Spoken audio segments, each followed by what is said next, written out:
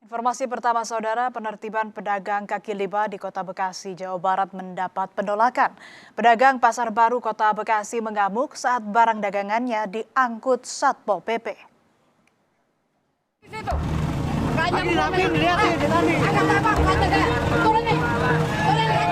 Pedagang kaki lima di depan Pasar Baru Kota Bekasi, Jawa Barat tak terima ketika barang dagangannya diangkut petugas Satpol PP. Sejumlah pedagang lainnya pun kemudian ikut berteriak memprotes penertiban tersebut.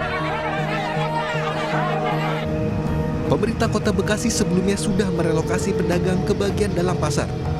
Namun masih ada sejumlah pedagang memilih tetap berjualan di pinggir jalan.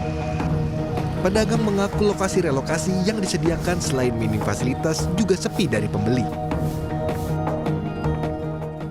Sebenarnya setuju nggak sih direlokasi sebenarnya?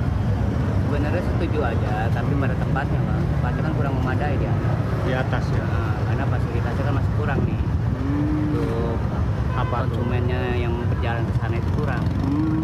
Berarti Banyak kurang gitu. Berarti kebanyakan orang tuh masih mau jualan tuh beli itu di sini Di bawah. ya, di bawah ya. Di bawah.